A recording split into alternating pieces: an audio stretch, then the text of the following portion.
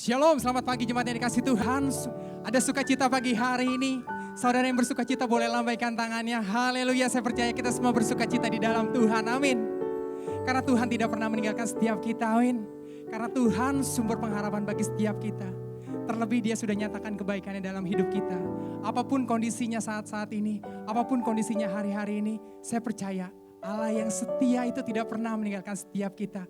Terlebih buat setiap kita yang berharap sama Tuhan. Mari saudaraku, kita mau datang sama Tuhan, kita mau meninggikan nama Tuhan, kita mau angkat tangan kita. Bapak, kami bersyukur Tuhan pagi hari ini Tuhan.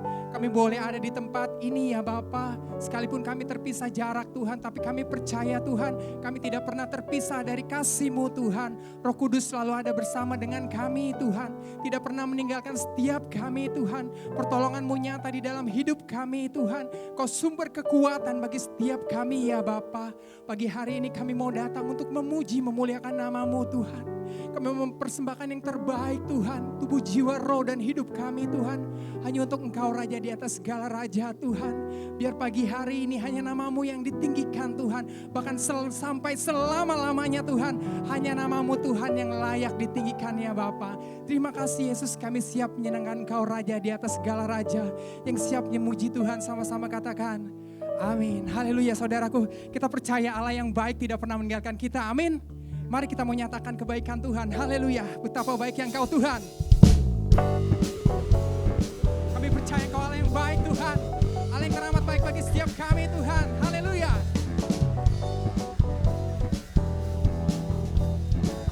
Angkat suaramu saudara, kita katakan.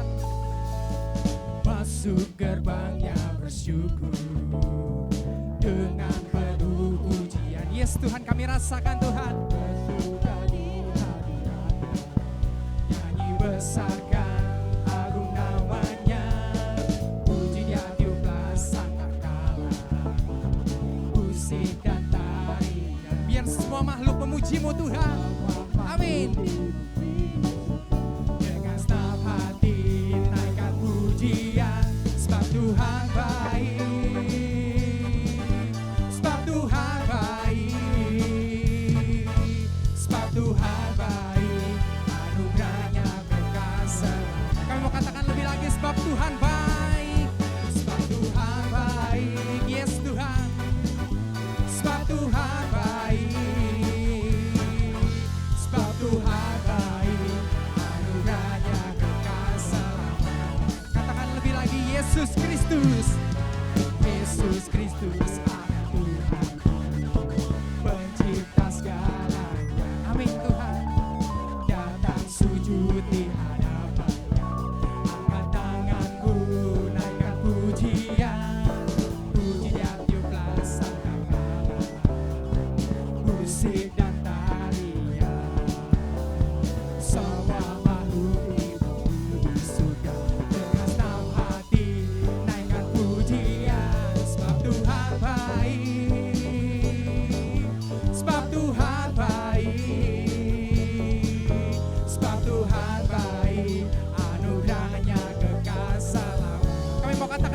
sebab Tuhan baik, sebab Tuhan baik, yes Tuhan, sebab Tuhan baik, sebab Tuhan baik, anugerahnya kekal selamanya. Katakan lebih lagi, sebab Tuhan baik, sebab Tuhan baik, sebab Tuhan baik, yes sebab Tuhan baik, sebab Tuhan baik, anugerahnya kekal selamanya. Katakan lebih lagi, sebab Tuhan baik, sebab Tuhan baik, sebab Tuhan baik, sebab Tuhan baik, anugerahnya kekal selamanya.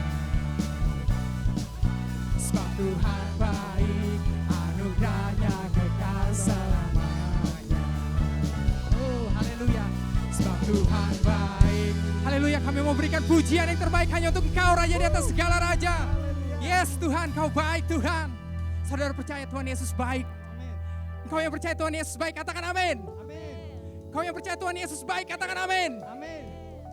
Sebab Tuhan baik, anugerahnya kekal berikan sorak-sorai bagi Tuhan Yesus. Yes, yes, yes, yes. Tuhan Yesus kita baik, amin. Dia tidak pernah meninggalkan setiap kita, amin. Dan kita mau terus menyembah Tuhan, sebab Dia yang layak terima pujian dan sembah kita, amin. Tapi buat setiap kita menaruh pengharapan di dalam Tuhan, Dia Allah yang tidak pernah meninggalkan Tuhan. Dia Allah yang tidak pernah meninggalkan kita. Untuk itu pagi hari ini kita mau datang sama Tuhan. Kita mau menyembah Raja di atas segala Raja. Sebab hanya Engkau satu-satunya Tuhan yang kami andalkan di dalam hidup kami, Tuhan. Sebab hanya Engkaulah satu-satunya yang kami percaya di dalam hidup kami, Tuhan. Oh, kami memberikan yang terbaik, Tuhan. Pujian yang mengalir dari hati kami, Tuhan. Sebab Kau Allah yang setia, Tuhan. Mari jemaat Tuhan, angkat suaramu, sama-sama kita katakan. Engkau Tuhan yang setia, waktumu selalu. Yes Tuhan, ini yang selalu kami pegang, Tuhan. Sandaranku, dan ku hanya akan berharap padamu. Kami mau katakan lebih lagi, Tuhan. Engkau Tuhan yang setia. Yes, kami percaya, Tuhan. Amin.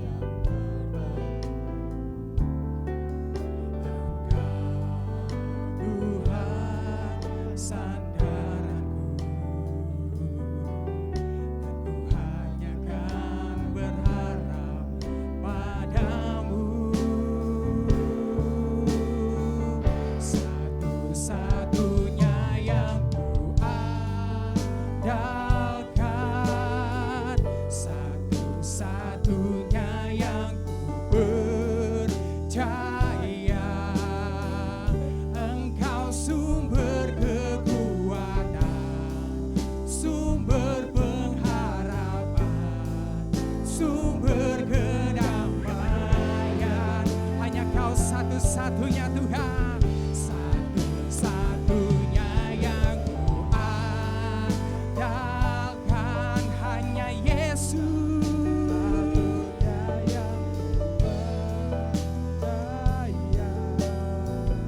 Engkau Tuhan memberkati, Tuhan penyembuhku, Tuhan pemulihku.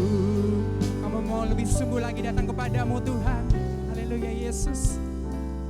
Engkau Tuhan yang setia. Kami percaya waktumu, Tuhan. Waktumu selalu. Yes Tuhan, kami pegang itu, Tuhan. Engkau Tuhan sandaranku, dan ku hanya akan berharap padamu. Satu-satunya yang ku andalkan, satu-satunya yang ku percaya.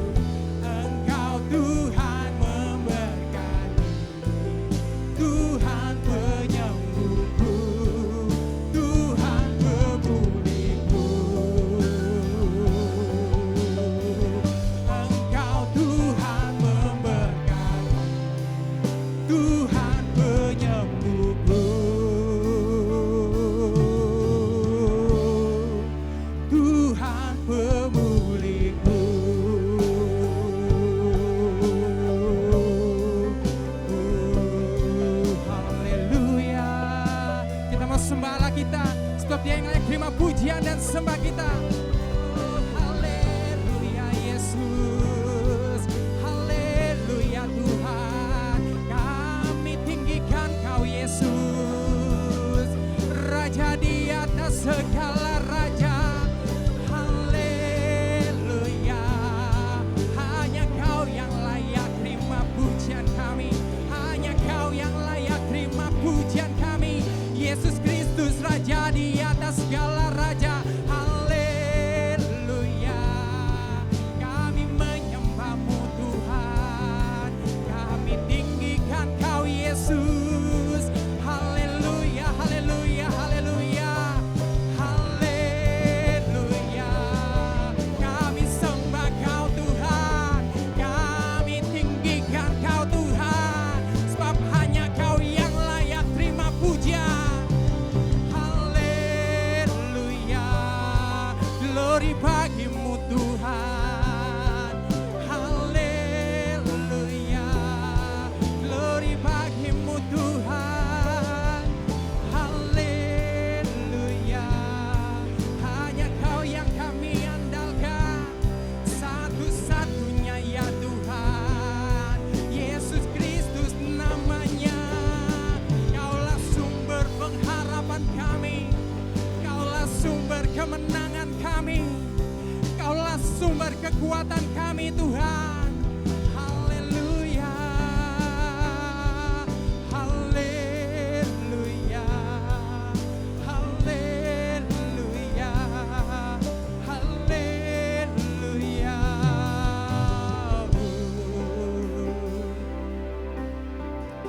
Hanya Engkau Tuhan sumber pengharapan kami Tuhan. Kalau hari ini kami boleh ada di tempat ini Tuhan, karena Kau yang beri kekuatan bagi setiap kami Tuhan. Pagi hari ini kami mau nyatakan iman kami lebih lagi di hadapan Kau ya Tuhan. Kami mau katakan dengan kesungguhan dari hati kami Tuhan, bahwa hanya Engkaulah pengharapan kami Tuhan. Hanya Engkaulah kekuatan kami Tuhan. Kami mau katakan dengan sungguh ya Bapa.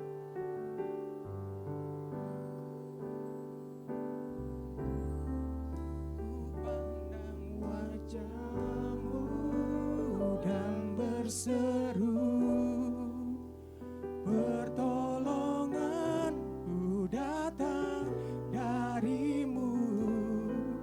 Peganglah tanganku, jangan lepaskan. Kaulah harapan dalam hidupku. Ku pandang wajah-Mu dan berseru, pertolonganku datang dari-Mu. Peganglah tanganku, jangan lepaskan. Kaulah harapan dalam hidupku. Ku pandang wajah-Mu dan sebab hanya Engkau yang layak terima pujian kami Tuhan. Yes Tuhan, kami memperoleh pertolongan hanya dari Engkau Tuhan. Yes, peganglah tanganku, jangan lepaskan.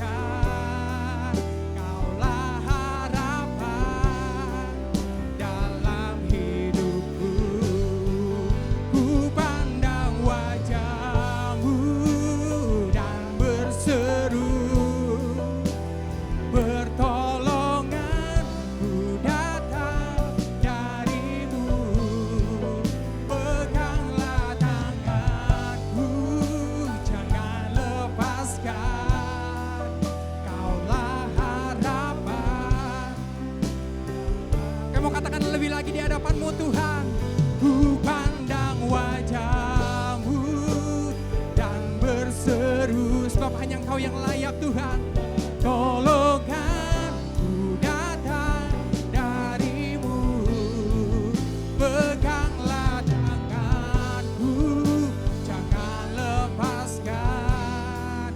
Kaulah harapan dalam hidupku.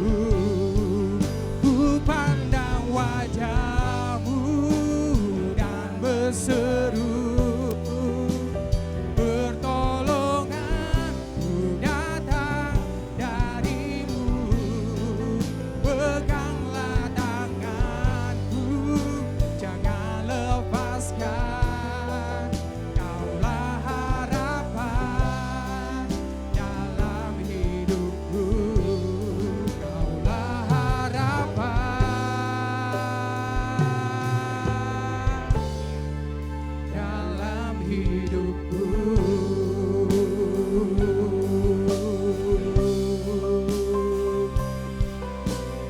Haleluya, haleluya.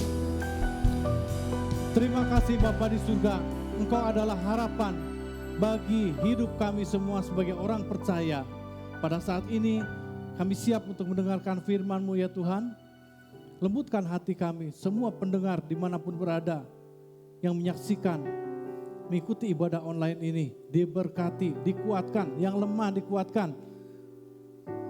Roh Kudus yang menjamah semuanya, hamba-Mu yang berbicara, baik juga semua pendengar, biarlah dikuasai oleh Roh Kudus, menyertai kami semuanya. Di dalam nama Yesus kami telah berdoa, haleluya, amin.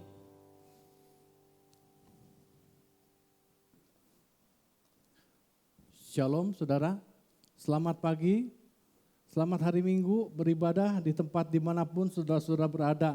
Di cabang dan ranting-ranting semuanya dalam keadaan baik dan sehat, amin. Kita ketemu lagi, sudah 2 minggu yang lalu kita ketemu dan hari ini kita ketemu lagi. Saudara, COVID-19 belum selesai. PSBB diperpanjang di Tangerang ini sampai akhir bulan Mei ini. Kita melihat bahwa ini mengakibatkan terhambat efeknya itu pada semua kegiatan sosial ekonomi. Sosial ketemu-ketemu dibatasi oleh social distancing. Kemudian ekonomi, tidak semua usaha bisa berjalan. Akibatnya apa? Banyak perusahaan besar pada tutup, ada yang bangkrut, ada yang terjadi yang bekerja itu shift-shiftan, ada yang 1 hari masuk, 1 hari libur, ada juga bahkan yang sampai di PHK. Saya mendengar ada kumpulan dalam sebuah Zoom meeting di mana dihadiri oleh banyak puluhan pengusaha. Pada akhirnya mereka dalam menyiasati keadaan seperti ini, apa yang harus dilakukan? Tidak ada cara lain. Saat ini adalah restrukturisasi. Perusahaan mengetatkan, siap untuk mem-PHK-kan beberapa orang daripada perusahaan itu ambruk. Jadi inilah kenyataannya saudara. Itu mereka semua sudah siap-siap. Nah sekarang dalam situasi seperti ini seolah-olah tidak ada jaminan ya yang aman untuk kita semua dalam menjalani kehidupan ini. Apa yang harus kita miliki dalam menghadapi ketidakpastian, uncertainty seperti ini? Ya, ini kita tidak tahu sampai kapan akan berakhir. Belum, saudara. 2 minggu yang lalu saya berbicara tentang apa? Percaya. Apa bahasa itunya? Bahasa Yunaninya? Masih ingat? Pisteuo. Iman. Dan percaya yang berjalan beriringan. Iman itu apa? Pistis. Nah, 2 hal ini diperlukan untuk menghadapi keadaan seperti ini. Dan sekarang saya bekali lagi dengan satu, yaitu judulnya adalah harapan. Pengharapan. Pengharapan itu dalam bahasa Yunaninya adalah elpidos. Atau kata dasarnya elpis. Jadi kalau ada, bukan Elvis ya, elpis. Pakai pi. Gitu. Nah saudara, sebagai suatu gambaran, saya akan berikan gambaran begini. Waktu dulu anak saya waktu masih balita ya, waktu masih di Bandung. Saya suka lempar-lempar itu anak ke atas, di atas ranjang tapi tentu bukan di atas ini ya. Dilempar begini. Itu anak masih umur 2-3 tahunan lah. Itu anak itu nggak tahu kenapa ketawa-ketawa. Jadi saya sering lempar-lempar itu dua-duanya itu. Mungkin dia nggak akan tahu sama sekali karena belum sadar umur segitu ya. Saya lempar-lemparin begitu, tangkap lagi, lempar, ketawa-ketawa. Itulah percaya. Bagaimana dia bisa tertawa? Percaya. Nah, kemudian ilustrasi lagi. Setiap malam kita tidur sebetulnya tidak ada jaminan bahwa besok akan bangun, betul nggak? Mungkin saudara tidak menyadari, kita tidak pernah kepikir bahwa besok akan bangun atau pokoknya besok pasti bangun begitu. Akibatnya apa? Ketika besok mau pergi pagi-pagi, kita setel alarm ya. Ya, setel alarm itu artinya apa? Pengharapan.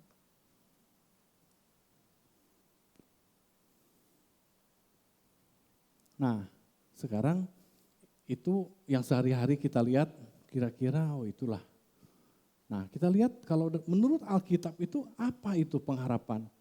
Kita harus lihat nilai-nilai Kristiani, nilai Alkitabiah yang mengajar kepada kita dalam menjalani hidup ini. Kita lihat di dalam Ibrani 6 ayat 19. Nah, di situ dikatakan bahwa pengharapan itu adalah sauh yang kuat dan aman bagi jiwa kita yang telah dilabuhkan sampai ke belakang tabir. Nah, saudara, seperti kita ketahui, sauh itu adalah jangkar. Ya.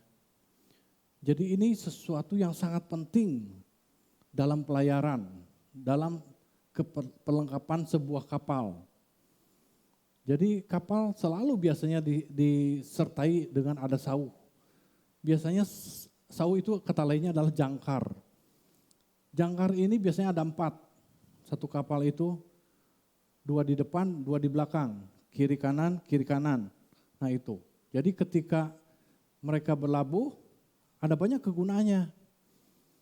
Bisa ketika berlabuh mereka mau berhenti supaya jangan terombang-ambing oleh gelombang. Atau ketika mau menepi ke dermaga, mereka gunakan jangkar itu. Akibatnya apa? Karena begitu pentingnya dalam sebuah pelayaran dan kapal. Akibatnya itu dijadikan logo lambang daripada kemaritiman. Coba dicek, lambang kemaritiman Indonesia, jangkar. Lambang kemaritiman Malaysia, jangkar juga. Hampir semua negara akan menggunakan ada jangkarnya. Popeye the Sailor Man, jangkar, dia seorang pelaut kan. Nah itulah saudara, karena apa? Karena ini nilai jangkar itu begitu pentingnya di dalam sebuah kapal. Ini menggambarkan apa saudara? Jangkar itu adalah harapan, pengharapan. Makanya saya waktu di Bandung pernah mengenal nama istilahnya Jangkar Harapan. Bagus sekali kan namanya? Sekolah Alkitab Jangkar Harapan. Waduh, dulu kita nggak kepikir kenapa pakai jangkar. Ternyata wow inilah saudara, itu nama yang luar biasa sebetulnya. Ini sesuatu yang harusnya menginspirasi kita sebagai anak Tuhan. Ini tidak boleh tidak ada. Ini adalah ciri yang bisa membuat kita beda dengan orang-orang dunia. Ya. Nah, pengharapan itu dikatakan elpidos ya, dalam bahasa Yunaninya. Itu adalah sauh yang kuat, sauh yang aman, kuat dan aman bagi jiwa kita. Kenapa? Kenapa dikatakan itu buat jiwa kita, bukan buat roh kita? Kita kan anak Tuhan.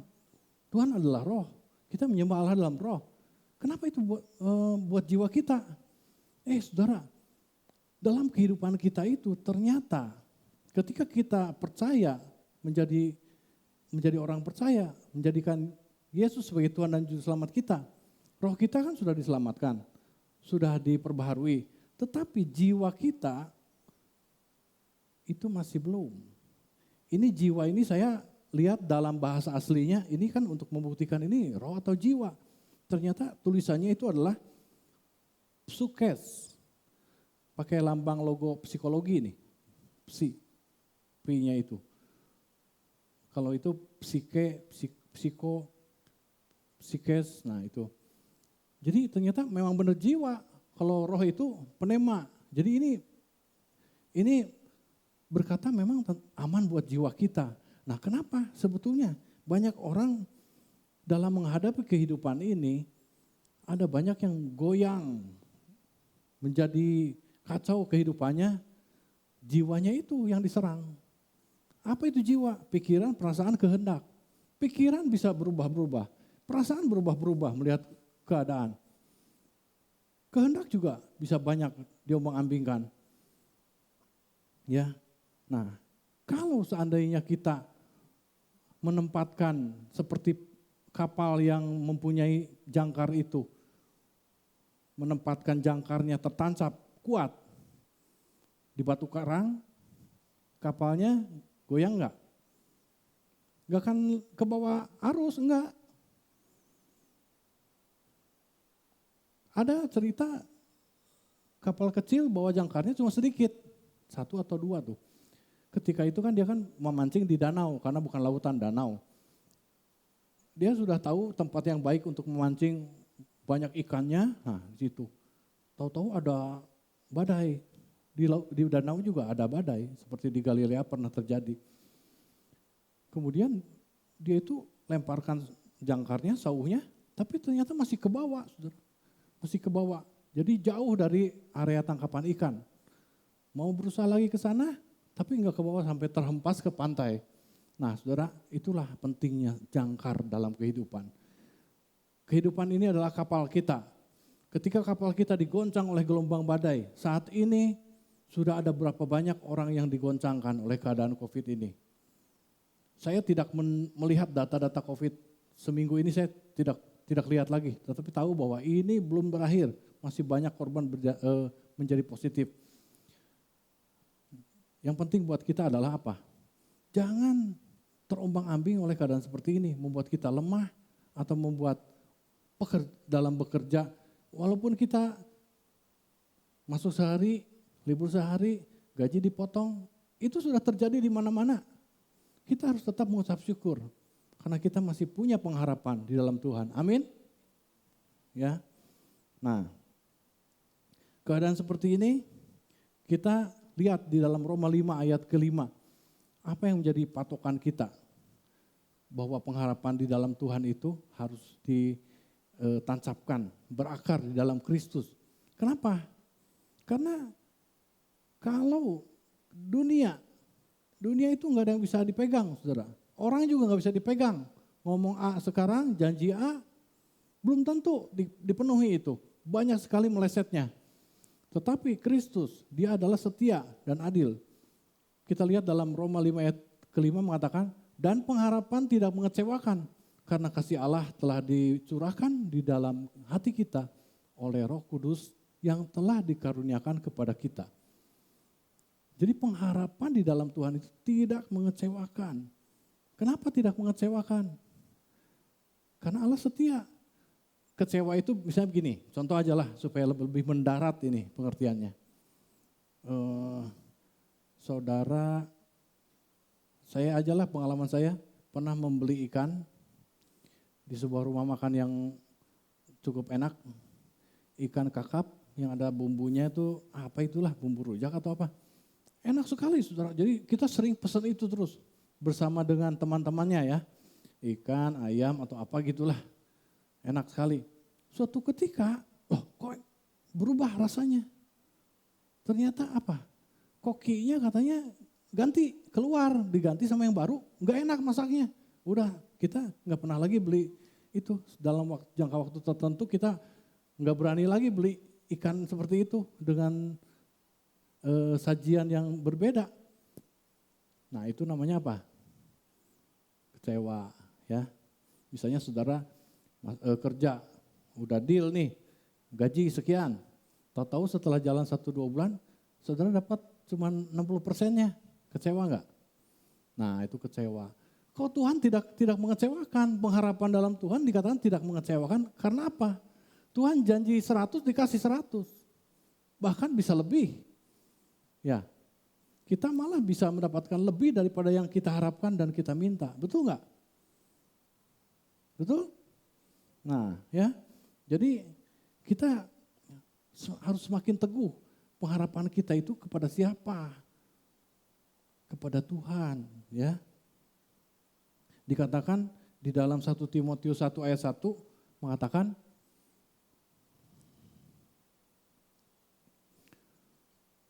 dari Paulus, Rasul Kristus Yesus menurut perintah Allah, Juru Selamat kita, dan Kristus Yesus dasar pengharapan kita. Jadi ini surat kepada Timotius yang menyatakan sikap Paulus bahwa dia menjadikan Kristus sebagai dasar pengharapan. Jadi kalau kita menjadikan Kristus sebagai dasar pengharapan kita, maka hal itu akan menolong kita, menolong kehidupan kita, baik saat ini maupun saat yang akan datang. Kita masih berbicara saat ini, ya.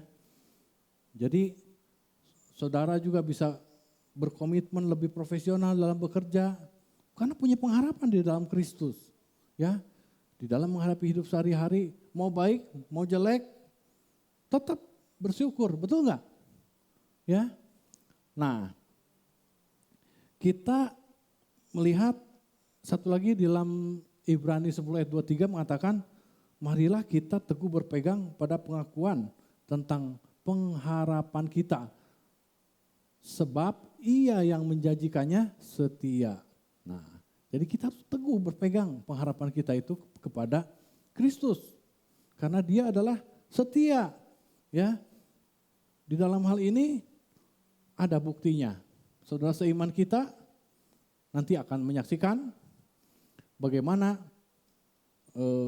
kepercayaannya dia, berakarnya dia di dalam Kristus, pengharapan yang kuat dalam Kristus mengubahkan hidup dia dan Tuhan banyak memberkati kehidupannya. Ya, silakan saudara kita Kusumo akan menyaksikannya.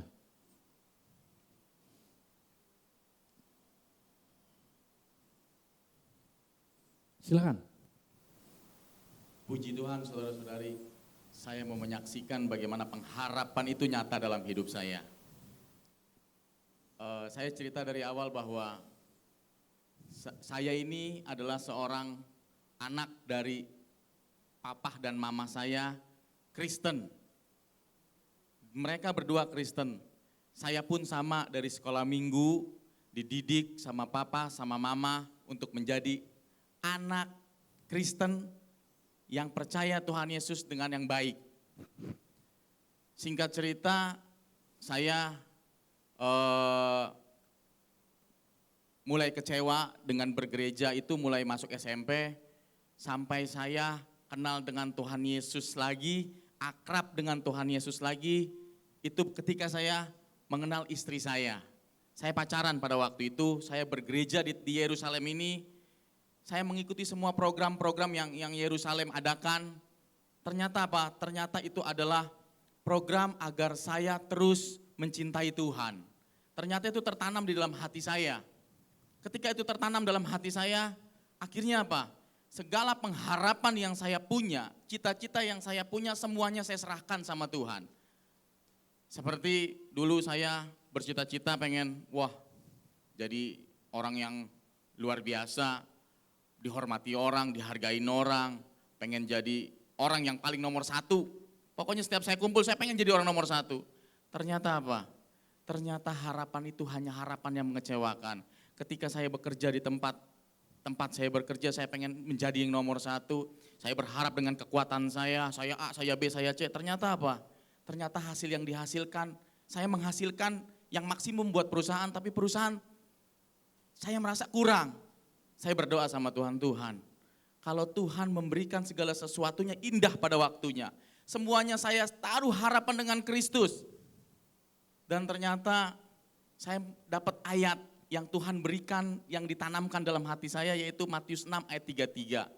Carilah dulu kerajaan Allah dan kebenarannya, semuanya akan ditambahkan kepadanya, kepada saya, kepada semuanya. Saya pegang itu terus. Dan saya cuma berdoa sama Tuhan, Tuhan biarlah pengharapan itu terus ada dalam diri saya. Dengan cara apa saya harus terus berharap sama Tuhan. Agar senantiasa hidup saya tidak kecewa. Dengan cara apa saudara-saudara? Dengan cara mau gak mau kita harus terus belajar. Belajar firman, baca firman Tuhan, berdoa, saling mendoakan, saling mendukung sesama kita, murid-murid Tuhan, kekasih-kekasih Tuhan. Saya belajar itu, berat gak saudara? Berat. Sangat-sangat berat. Diperlukan keikhlasan, diperlukan kesabaran, diperlukan pengharapan yang besar sama Tuhan. Itu yang saya terus lakukan, yang saya ingin terus belajar. Kadang-kadang dilemahkan enggak? Dilemahkan. Kadang-kadang saya lemah enggak? Lemah. Kadang-kadang saya berpikir Tuhan kenapa kok? Apalagi ketika pekerjaan saya, apalagi ketika bisnis saya, nggak ada harapan nih lagi COVID-19. Tapi luar biasanya, mohon maaf saudara-saudara, orang lain bisa bilang sepi, orang lain bisa bilang AIWO, tapi luar biasanya saya menaruh pengharapan kepada Tuhan. Saya berdoa sama istri saya waktu pertama, waduh Mi, gimana ya Mi, ini keadaan lagi begini. Cicilan kita banyak loh Mi, tapi istri saya bilang berharaplah sama Tuhan. Kita berdoa, ternyata apa? Orang-orang sepi, saya rame, puji Tuhan. Itu luar biasanya Tuhan, saya berharap sama Tuhan, terus saya berdoa, Tuhan. Saya selalu menaruh pengharapan saya sama Tuhan. Dan sampai sekarang saya harus mau terus berharap sama Tuhan. Dengan cara apa? Saya bukannya mau saya hanya mau mengajak. Inilah bukti nyata, saya sudah merasakan bahwa pengharapan di dalam Tuhan itu tidak mengecewakan. Pengharapan yang saya harapkan di dalam jiwa saya, di dalam diri saya, melalui pikiran saya itu yang mengecewakan. Kecewa saya. Akan tetapi saya terus berharap sama Tuhan dengan cara apa? Ayo kita belajar. Dengan cara ini pun kita online nih. Luar biasanya Tuhan. Kita dikasih tim-tim yang luar biasa. Sehingga kita bisa mendengarkan firman Tuhan. Kita terus dikuatkan tiap hari Minggu. Tiap dalam sesi-sesi dengan cara apapun. Gembala kita, para tim penggembalaan memelihara iman kita melalui handphone kita. Lihat, luar biasanya Tuhan. Inilah kesaksian saya bahwa ayo kita berharap terus sama Tuhan. Karena sampai sekarang, sampai detik ini, apa yang saya nggak pikirkan Tuhan berikan. Tuhan berikan itu, saya nggak pikirin. Saya nggak mikir saya punya A, saya nggak mikir punya B, saya nggak mikir punya anak yang pinter-pinter. Saya tidak berpikir itu, tapi lihat, saya berharap cuma sama Tuhan, Tuhan berikanlah yang terbaik buat hidup saya. Tapi bukan cuma pengharapan itu, saya rasakan bukan cuma saya berharap sama Tuhan, tidak. Tapi kita berhikmat, kita melakukan. Melakukan apa? Melakukan firman Tuhan. Dengan cara apa? Belajar firman Tuhan. Kita melakukan perwujudan doa dengan cara apa? Firman Tuhan lagi. Kita melakukan firman Tuhan, mengerjakan firman Tuhan. Kita belajar melalui apa? Program-program yang Tuhan sudah rencanakan di dalam gereja kita. Puji Tuhan, itulah kesaksian saya. Terima kasih. Nah, saudara, itu adalah cara Sumo dalam menjadi berakar di dalam Kristus ya. Saya tahu Sumo ini dulunya, termasuk Badung nih. Ya, orang ya tipe yang bukan mudah, tipe sulit ini. Tetapi Tuhan sudah ubahkan dan sekarang saudara, kita adakan kelas-kelas pemuritan. Hari Minggu ketika sebelum COVID, ada terus tuh. Hari Minggu habis kebaktian ada. Jadi semua itu salah satu yang setia ada terus. Apapun badai yang terjadi ada dia. Membimbing ya menjadi pembina di SPK. Ya. Dan sudah rajin membaca Alkitab, rajin berdoa. Ini paling rajin kelihatannya di grup Komsel ya dalam berdoa. Nah, saudara, kita lihat bahwa apa yang terjadi, kita lihat kata Elpidos tadi ya. Elpidos itu ada juga tertulis di dalam kitab Kisah Rasul 27 ayat 20 mulai. Di mana di situ diceritakan tentang Rasul Paulus yang kandas di kapal. Jadi ini benar-benar di kapal ya, tapi ada juga pengharapan dalam arti pengharapan yang rohaninya. Keadaannya terjadi di kapal dan kapal itu membawa sauhnya ada 4 yang seperti saya tadi katakan di sini juga dikatakan begitu, mereka membuang sauhnya ada 4 katanya. Nah, jadi waktu itu dikatakan suatu ketika nih setelah mereka itu dalam keadaan putus asa di malam yang keempat ayat ke-20.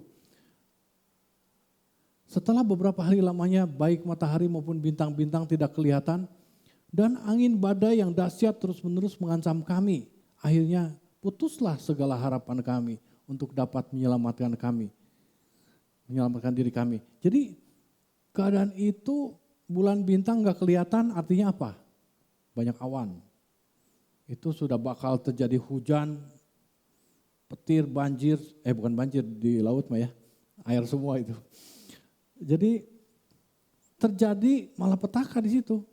Dan dikatakan ada angin sakal. Sehingga mereka di dalam perahu itu terguncang semuanya dan kehilangan harapan semuanya. Hopeless. Sudah hari ke berapa? Sudah hari ketiga kalau nggak salah itu. Jadi itu mereka itu mau berlayar ke Roma. Ceritanya begini, Paulus itu sebelumnya kan habis rajin memberitakan firman dan membawa orang ke bait Allah. Dia difitnah dan dipojokkan, disudutkan, disalahkan oleh orang Yahudi. Karena Paulus ini kan punya background dua kebudayaan. Dia pandai bahasa Yunani karena pendidikan, sehingga dia fasih berbahasa Yunani. Disangkanya orang Yunani ini, disangkanya membawa orang ke dalam bait Allah, orang Yunani dibawa ke bait Allah. Nah itu sesuatu yang mereka haramkan. Nah ketika ternyata kan dibilang aku ini Paulus lahir di Tarsus seorang Yahudi. Dan Paulus bicara dalam bahasa Ibrani. Mereka susah menyudutkan ke mahkamah agama. Mahkamah agama juga menyatakan, wah tidak ada kesalahan ini. Aku tidak bisa menjatuhkan hukuman mati kepada orang ini. Dilempar lagi, Raja Agripa pun tidak bisa menghukumnya. Tapi disudutkan terus, akhirnya Paulus disuruh minta naik banding ke Kaisar di Roma. Makanya dia berangkat nih naik kapal ini. Jadi ini di Alexandria katanya pindah kapal. Alexandria itu di dekat di Mesir. Itu naik kapal isinya 276 orang. Sudah. Kapalnya besar enggak? Kalau dengan gereja Kampung Baru, kira-kira gedean mana dengan kapal itu? Gedean kapal lah. 276 tuh orangnya, kan emangnya kapal tuh orang pada berdiri semua duduk begini. Kan ada kamar mandi, ada dapur, ada segala macam. Gede, sama ruangan ini pun mungkin bisa lebih besar kapal itu. Itu pun saudara, masih terhempas itu. Masih diombang-ambingkan di gelombang ya. Katanya dikatakan ketika itu sudah 14 hari terapung-apung di laut, malah pada kehilangan harapan. Tapi Paulus mendapatkan penglihatan. Tuhan memberikan pernyataan bahwa dia akan sampai ke sana dan tidak ada yang binasa. Akhirnya apa? Itu membuat pengharapan dia menjadi kuat. Nah itu saudara, ya. Ketika berharap sama Tuhan, Tuhan berbicara, kita dapat visi untuk melakukan sesuatu dan itu terjadi. Tadinya ada banyak orang mau dibunuh itu. Kan Paulus kan menyatakan, ayo kita makan. Jadi pada puasa itu beberapa hari, kita makan. Jadi Paulus itu seorang yang seperti tahanan ibaratnya. Tapi dia bisa mengendalikan itu seluruh kapal. Kita makan, terus setelah makan katanya, buangin itu gandum semua. Bayangkan saudara, berarti habis itu kan tindakan iman. Kalau besok enggak nyampe-nyampe, masih di laut jauh ke pulau, mau bagaimana? Tapi ternyata saudara, terjadilah bahwa mereka selamat. Akhirnya terdampar di satu pulau dan ketika sampai di Roma ketemu kaisar, pejabat-pejabat tinggi di sana. Ternyata apa? Mereka juga pada bingung sendiri, nggak ada surat untuk dakwaan Paulus ini. Akhirnya mereka berbantah-bantah antara mereka sendiri. Akhirnya bebaslah, malah Paulus menginjil di sana. Nah inilah saudara, pengharapan di dalam Tuhan itu luar biasa dalam kehidupan Paulus. Sama juga seperti tadi kita dengarkan kesaksian Kusumo. Kehidupannya diubahkan luar biasa karena dia menaruh pengharapannya pada Kristus. Ya, jadi mari kita semuanya yang mau mengalami kedahsyatan, taruhlah pengharapan kita kepada Kristus. Apapun keadaannya, mungkin kita sekarang sedang kurang baik keadaannya. Mungkin kita termasuk yang kena pemotongan gaji. Mungkin yang termasuk yang mendapatkan kesulitan di PHK atau perusahaan kita juga sedang terhenti. Tapi ingatlah saudara, dalam Amsal 23 ayat 18 dikatakan, karena masa depan itu sungguh ada dan harapanmu tidak akan hilang. Itu janji Tuhan pada kita. Kita itu ada masa depan. Di Yeremia 29 ayat 11 mengatakan, aku mengetahui rencana-rencanaku mengenai kamu. Apalagi? Rancangan itu bukan rancangan kecelakaan, melainkan hari depan yang penuh dengan harapan. Tuh, harapan. Hari depan itu kita butuh pengharapan untuk menyongsong masa depan. Betul nggak? Orang yang tidak punya pengharapan jadi bingung. Bisa jadi bengong sendiri di kamar. Udah mau PSBB misalnya. Nggak bisa ngapa-ngapain. Padahal bisa kita banyak mengerjakan pekerjaan. Kita bisa meeting, bisa bikin tugas, bisa sekarang kan teknologi digital. Ya, jadi orang-orang milenial ini mainannya kan digital, mainlah di situ. Semua informasi belajar kita bisa dengan cepat di situ. Bekerja pun kan katanya sekarang bisa bekerja di rumah kan, work from home ya. Belajar pun belajar di rumah dan sekarang saudara-saudara kan sedang ibadah di rumah. Tidak jadi soal. Itu jangan sampai melemahkan pengharapan kita dalam Tuhan. Amin. Ya. Nah, tapi kita ingat saudara, orang itu nggak bisa semuanya punya kuat pengharapannya. Ternyata ada prosesnya orang itu bisa kuat pengharapannya.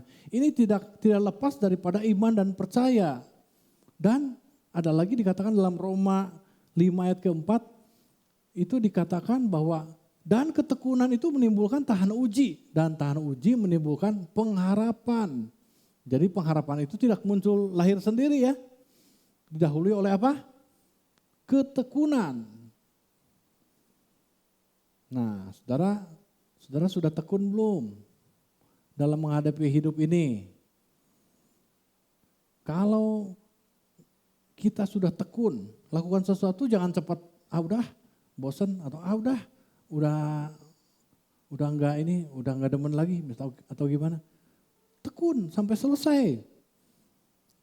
Karena ketekunan itu dikatakan menimbulkan tahan uji. Tahan uji ini dalam bahasa itunya karakter, saudara. Bukan lagi dikuat-kuatin begitu, bukan. Sudah jadi suatu karakter dalam dirinya. Artinya sudah melekat menjadi pola kebiasaan dan perilaku dia tuh sudah jadi begitu. Nah, di antara kita siapa yang gampangan? Gampang kabur, gampang sakit hati, gampang apa lagi? Gampang marah. Tidak tahan uji. Kita susah untuk punya pengharapan yang kuat itu. Karena ini harus didahului oleh tekun, tahan uji, timbul pengharapan itu. Nah, pengharapan yang seperti ini, kokohnya itu seperti jangkar yang tadi itu. Itu yang bisa membuat kapal itu kokoh, enggak terbawa arus. Ya. Nah, jadi kita lihat bahwa itu semuanya ada proses. Setiap orang itu diproses untuk mengalami hal-hal seperti ini. Pengharapan itu dalam hal ini seperti tadi, menghadapi kehidupan masa depan itu sangat diperlukan. Tapi untuk masa yang panjang, untuk kekekalan. Di dalam Yohanes 3 ayat 16 dikatakan, itu janji pada orang percaya juga ya. Karena begitu besar kasih Allah akan dunia ini sehingga ia mengaruniakan anaknya yang tunggal. Supaya setiap orang yang percaya kepadanya tidak binasa, melainkan beroleh hidup yang kekal. Saudara, ini suatu pengharapan bagi orang percaya untuk apa? Memperoleh hidup yang kekal. Betul enggak? Semua orang menjadi di seluruh umat di dunia juga mengharapkan kehidupan kekal ini. Ini pengharapan orang percaya semuanya akan memperoleh hidup yang kekal. Ini terlepas dari jahat atau baik, saudara. Percaya orang jahat bisa dapat hidup yang kekal?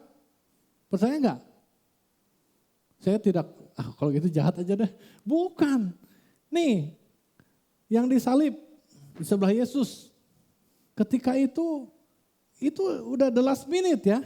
Sebentar lagi kan udah habis nyawanya, betul enggak? Habislah udah habis di dunia, habis di akhirat gitu. Tapi dia ingat, dia berbicara pada Yesus. Tuhan katanya,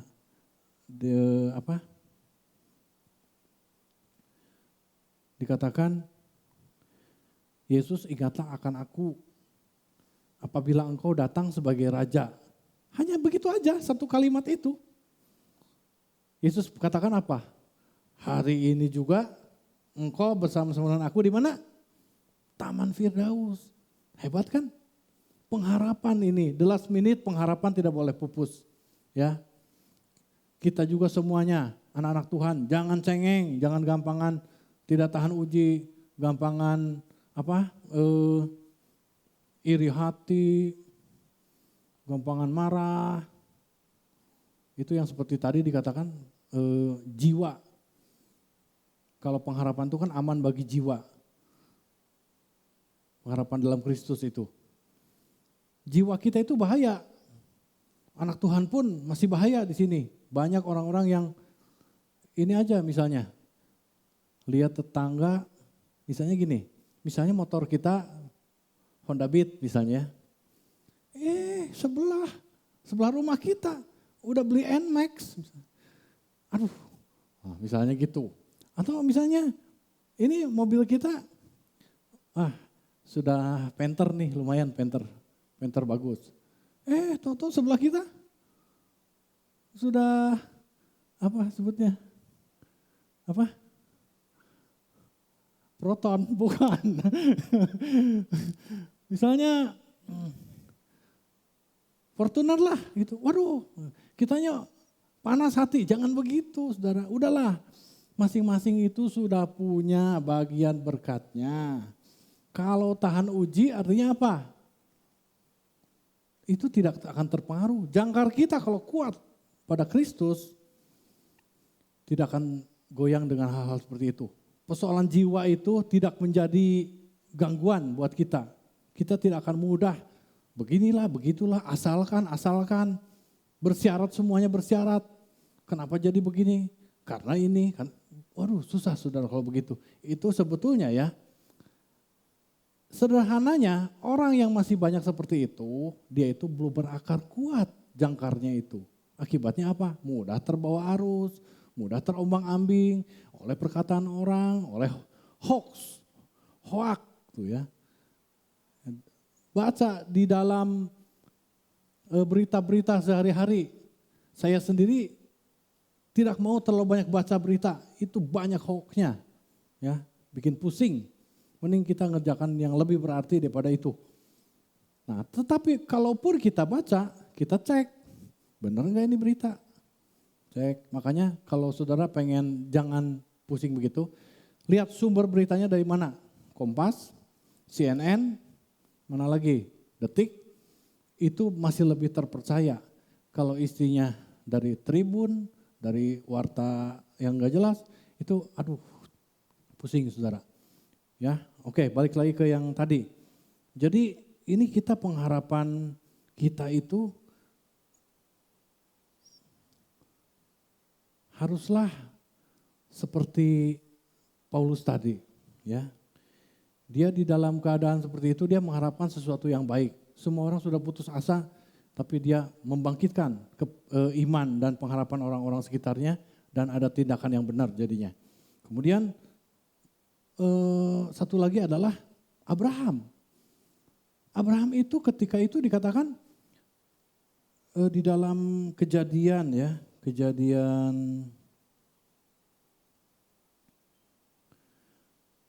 dalam Roma 4 ayat 18. Itu dikatakan sekalipun tidak ada dasar untuk berharap katanya.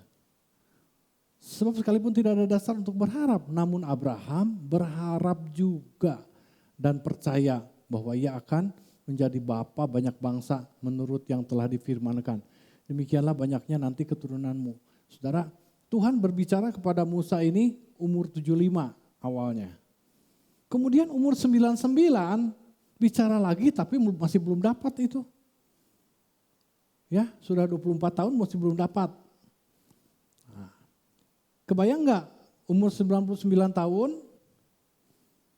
dijanjikan jadi bapak banyak bangsa, tapi anak susahnya minta ampun. Istrinya apalagi sudah mati haid, itu sudah nggak mungkin. Secara kan makanya dikatakan dalam Roma tadi 4 ayat 18, sekalipun tidak ada dasar untuk berharap. Apa dasarnya? Sudah gak mungkin gitu. Tetapi Abraham berharap juga untuk percaya. Jadi di sini pengharapannya elpidos itu dia ikutin dengan pistewo tadi. Jalan bareng. Digenapi atau enggak? Umur 100 lahirlah Ishak. Nah itu saudara. Jadi walaupun kita melihat, waduh seolah-olah gak ada harapan. Hidup kita ini bagaimana ini? Kita sedang kesulitan. Ingatlah saudara, bahwa sesungguhnya pengharapan dalam Tuhan itu tidak mengecewakan. Amin. Ya.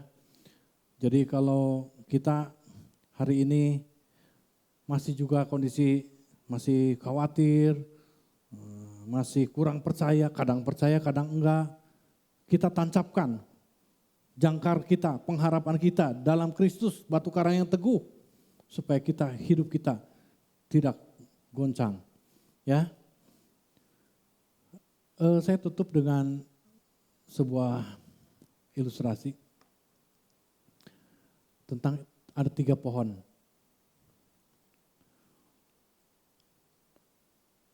Ada 3 pohon di sebuah hutan rimba. Ada 3 pohon yang pada ngobrol nih. Yang satu berkata begini, aku ingin jadi barang yang berharga untuk menyimpan di kotak perhiasan maksudnya. Cita-cita dia itu aku berharap pengharapanku adalah ini. Nanti menjadi kotak berharga di mana orang menyimpan emas, perak, dan barang-barang berharga lainnya dalam kotak itu. Udah itu. Kalau yang satu lagi mengatakan, aku ingin jadi kapal besar. Kapal yang besar, yang mewah, yang masuk ke situ adalah orang-orang kaya, orang raja-raja yang dinaiki oleh raja-raja. Oh, luar biasa. Yang ketiga, aku ingin jadi pohon yang paling tinggi di puncak gunung, paling gede. Oh, ya, udah lewatlah waktu ya. Setelah lewat sekian lama, datanglah penebang. Ditebanglah itu semua pohon itu. Kemudian sambil menebang kan si penebang ini berkata bahwa nanti aku akan jual ini ke tukang kayu. Dipikirnya nanti akan dijadikan kotak katanya. Wah, si yang pengen jadi kotak itu, kotak perhiasan, wah tercapai nih pengharapanku. Terus dia sambil motong yang pohon yang kedua, si penebang kayu ini berbicara, wah nanti aku akan jual ke tukang perahu katanya, tukang kapal. Yang si pohon yang kedua berkata, wah tercapai juga nih keinginanku. Yang ketiga mengatakan, aku akan tebang tapi ini gede amat begini, mau ditaruh di mana ya? Udahlah, saya bawa aja. Ya, yang ketiga ini pusing juga ya, tercapai enggak nih? Nah, kemudian lewatlah waktu. Tukang kayu yang membeli pohon dari penebang itu, yang pohon pertama mengatakan, ini wah susah juga dibikin ini. Ternyata dia tukang ternak sudah. Dibikinlah jadi kotak makanan ternak. Waduh sedih saudara. Ini ternyata aku jadi tempat makanan ternak katanya. Yang kedua, yang cita-cita jadi kapal besar. Ternyata dibelinya oleh nelayan kecil. Jadi bikinnya perahu-perahu kecil. Waduh sedih juga. Ternyata bukan raja yang masuk ke situ. Orang-orang biasa aja. Dan yang ketiga, waduh aku digeletakin begitu aja. Dibawa ke kota tapi geletakin begitu aja. Karena bingung mau dibikin apa mungkinnya saking gedenya. Nah, lewatlah waktu sekian lama lagi. Kemudian pada suatu ketika ada seorang pasangan suami istri. Tim musik silakan sambil maju ke depan. Suami istri ini yang ibunya itu adalah hamil. Nah, kemudian si laki-lakinya ini membuatkan kotak makannya itu dibikin seperti palungan, dikasih jerami karena takut keburu melahirkan. Kemudian melahirkanlah si ibu ini. Nah, saudara tahu bahwa pohon yang pertama ini menjadi bangga bahwa ternyata dia itu lebih berharga daripada sebuah kotak perhiasan. Sudah lahir seorang raja dalam palungan. Dan dia menjadi tempat untuk lahirnya raja itu. Kemudian lewatlah beberapa waktu kemudian. Suatu saat ada perahu kecil di danau, di mana ada seorang yang tertidur. Ketika badai besar datang, yang tertidur itu mengatakan, "Hai badai, tenanglah," dan laut pun menjadi tenang. Ternyata saudara, si pohon yang kedua ini berbangga karena ternyata ada seorang yang berkuasa, raja di atas segala raja, menumpang di tempat di perahunya.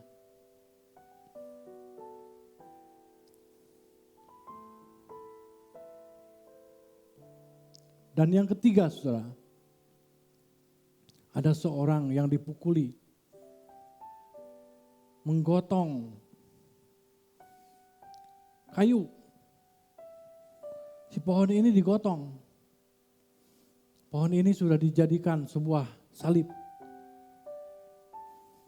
Dan seorang yang menggotong itu dibawa ke atas bukit dan disalibkan.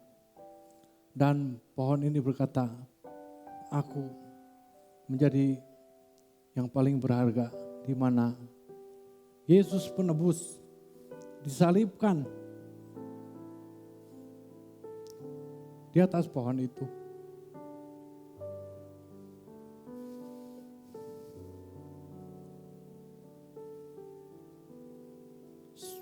Saudara, jadi seperti apapun kehidupan kita, Tuhan akan jadikan berharga di matanya.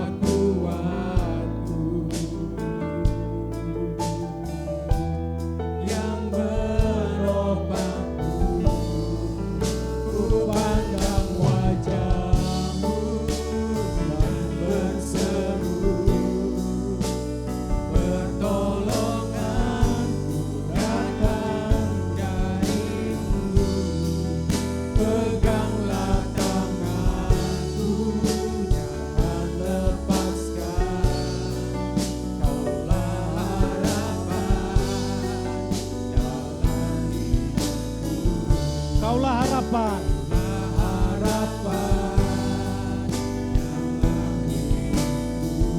Kaulah harapan.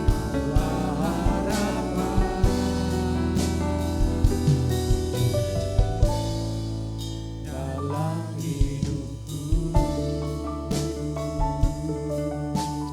Haleluya, haleluya.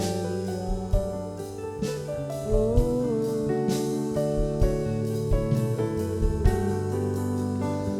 Ialah mayatsi.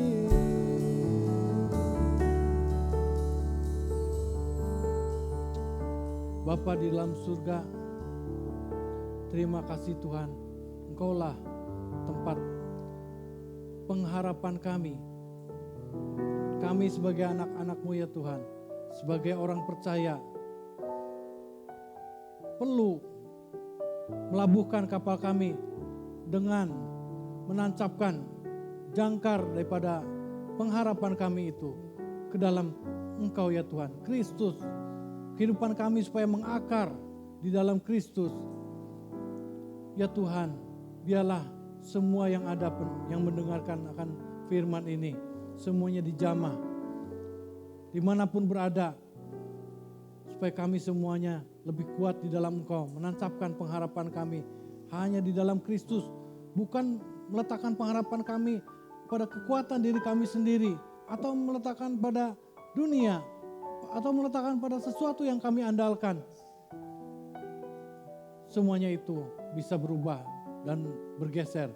Tetapi ketika kami meletakkan, mengakar kuat di dalam batu karang yang hidup, yang teguh, yaitu Kristus sendiri, maka sesungguhnya jiwa kami aman ya Tuhan. Kami menginginkan hidup yang jiwanya aman, yaitu menaruhkan pengharapan.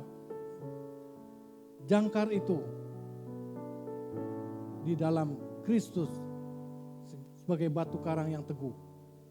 Terima kasih Bapa di surga, terima kasih Kau memberkati akan pemerintah yang masih berjuang dalam menangani COVID-19 ini. Biarlah semua jajarannya bersatu padu supaya semuanya gerakan PSBB dapat diikuti. Kemudian langkah-langkah selanjutnya tidak ada yang mudik, kemudian sering cuci tangan, menjaga daya tahan tubuh dengan makan gizi yang baik, pakai masker, ya Tuhan, semuanya berikan hikmat buat kami semuanya Tuhan, supaya anak-anak-Mu semuanya terjaga dalam kehidupan mereka, baik tubuh, jiwa, dan rohnya terpelihara sempurna dimanapun kami berada. Hamba-hamba-Mu yang berada dimanapun ya Tuhan, Sabang dan Ranting, semuanya pengerja-pengerja, semuanya sidang jemaat-Mu, tempat di Gereja Kristen Pantai Kosta Yerusalem, semuanya ada dalam pemeliharaan-Mu ya Tuhan. Biarlah, terima kasih Bapa di surga. Pada saat ini jemaat-Mu kami akan berpisah. Biarlah berkati semuanya. Berkati dengan damai sejahtera daripada Allah Bapa, kasih karunia daripada Tuhan Yesus, dan pertolongan daripada Roh Kudus, sukacita senantiasa diberikan pada kami sebagai umat-Mu, anak-anak-Mu. Semua orang percaya katakan